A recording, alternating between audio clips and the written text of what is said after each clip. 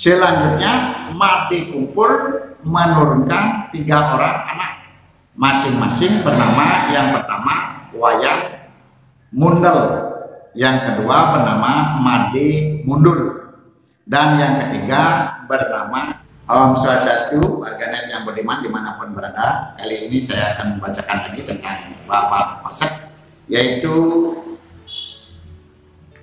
istri kedua dari maksud saya keturunan dari istrinya yang kedua dari Wayan Gede Pasekan. Jadi keturunan dari I Gusti Pasek Gegel An, anak yang pertama. Saya akan bacakan.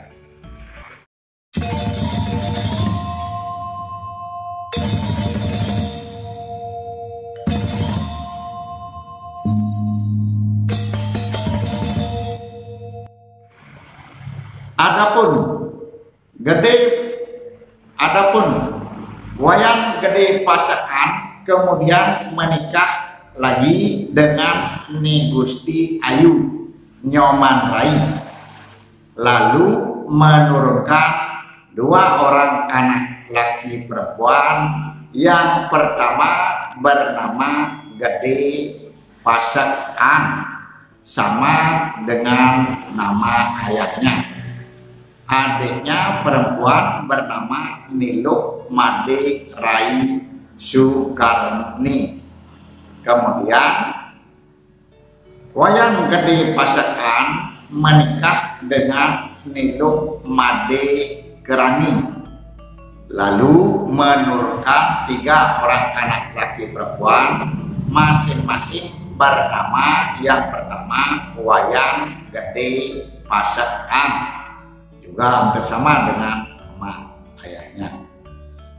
Kemudian yang nomor 2 bernama Made Gede Gegel, dan yang nomor 3 yang bungsu bernama Ni Nyoman Gede Rai, perempuan.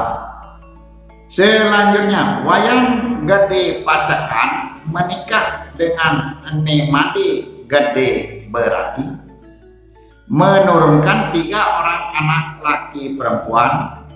Yang tertua atau yang pertama bernama Wayan Gede Pasekan, hampir sama lagi dengan nama ayahnya. Yang kedua bernama Made Tampul, laki. Yang ketiga perempuan bernama Ni Nyoman Rai.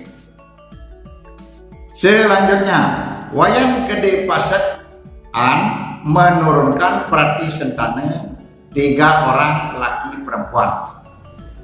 Yang pertama bernama Gede Pasek, yang kedua bernama Made Keramas, dan yang ketiga atau yang bungsu perempuan bernama Ni Nyoman Gampil. Selanjutnya Gede Pasek menurunkan 3 orang anak laki-laki, masing-masing yang pertama bernama Gede Pasek, sama namanya dengan nama ayahnya. Yang kedua bernama Made Segari, dan yang ketiga bernama Nyoman Taman. Selanjutnya Gede Pasek menurunkan 4 orang anak, yaitu yang pertama bernama Gede Teguh alias Gede Pasek, sama seperti nama ayahnya. Yang kedua bernama Nyoman Rai, dan yang ketiga bernama Ketut Gerye, dan yang keempat bernama yang bungsu bernama Ketut Kaler. Selanjutnya Gede Pegung alias Gede Pasek menurunkan 3 orang anak laki-laki, masing-masing bernama yang pertama bernama Gede Baul alias Gede Maul, Yang kedua bernama wayang gede pasek. Dan yang ketiga bernama nyoman rai. Kecuali itu, Gede Teguk alias Gede Pasek juga menurunkan seorang anak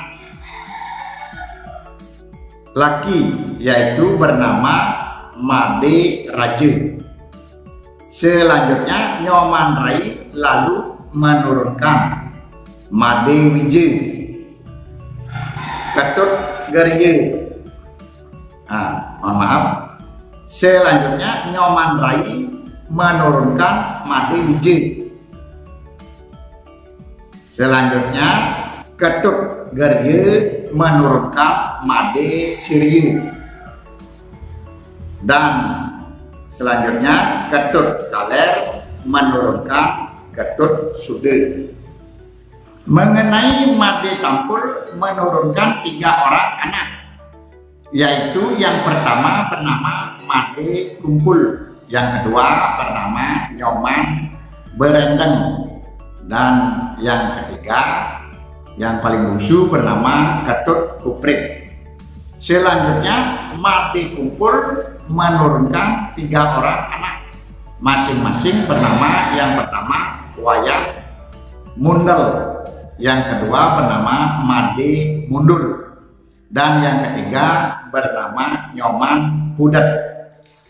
Selanjutnya Nyoman Berendeng menurunkan 2 orang anak laki-laki, yaitu yang pertama bernama Made Layar dan yang kedua bernama Nyoman Mare. Tatkala itu antara kerajaan Kelungkung dengan kerajaan Gianyar sedang bermusuhan, sehingga desa-desa yang ada di perbatasan kedua kerajaan tersebut dalam keadaan kurang aman karena sering diganggu oleh orang-orang dari masing-masing kerajaan. Rakyat di desa-desa perbatasan kedua kerajaan itu selalu merasa was-was dan merasa tidak aman karena mereka sering diganggu oleh pihak lawan serta sering terjadi bentrokan-bentrokan fisik di antara mereka.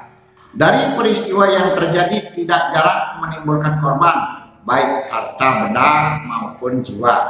Untuk menjaga segala sesuatu yang tidak diinginkan, antara lain demi keamanan desa-desa perbatasan, maka desa Sengkiding,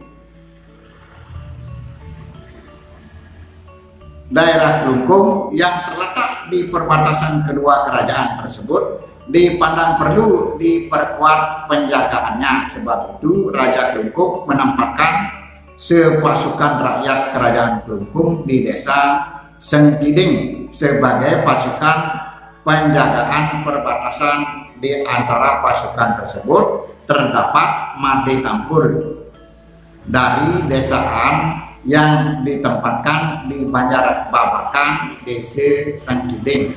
Dan dengan adanya pasukan kerajaan Kelungkung ini, maka gangguan-gangguan dari rakyat kerajaan Gianyar agaknya menjadi berkurang dan tidak terhenti sama sekali.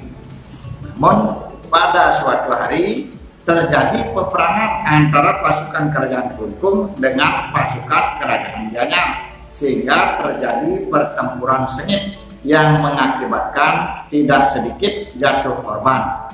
Akan tetapi walaupun demikian pertempuran ini tidak kunjung berhenti karena sama-sama bertahan serta tidak mau mengalah, sehingga pertempuran ini terus berlangsung tanpa mengindahkan akibatnya. Tatkala peperangan kedua kerajaan tersebut, Made Tampul melarikan diri namun dapat ditangkap oleh musuh dari Gianyar dan dibawa dan ditawan di Gianyar pada hari Kamis Pon Ware Wayang. Tengah malam Made Tampul sedianya dibunuh, akan tetapi sesaat ia akan dibunuh ia ingat bahwa ia mempunyai keluarga berasal dari satu kawitan atau leluhur bernama Made Pasek Cedok di Gianyar, dan hal ini disampaikan kepada orang yang menjaganya. Hal ini oleh penjaga tersebut lalu beritahukan kepada Made Pasak Cedok. Sebab itu Made Tampul lalu dikeluarkan dari tawanan dan kemudian ditempatkan di desa Getakan, menyebabkan Made Tampul terhindar dari bahaya pembunuhan. Sesudah ada di desa Getakan, Made Tampul sering melakukan hal-hal yang tidak baik, dan perbuatannya ini kemudian diketahui oleh orang-orang desa Getakan.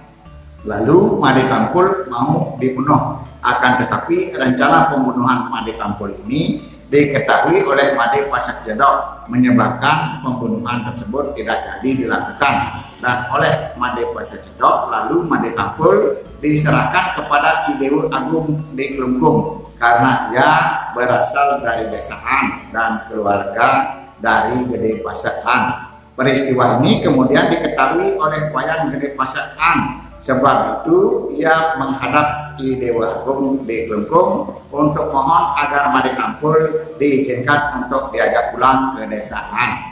Permohonan Wayan Gede Pasakan ini dikabulkan. Lalu Made Tampul diajak pulang ke desaan dan selanjutnya ditempatkan di Banjar Rendang desaan serta dijuluki Gurun Tampul. Warganet yang beriman, begitu dulu. Selanjutnya saya akan membacakan tentang ihwal Pasak Gegelan di Desa Singaparna.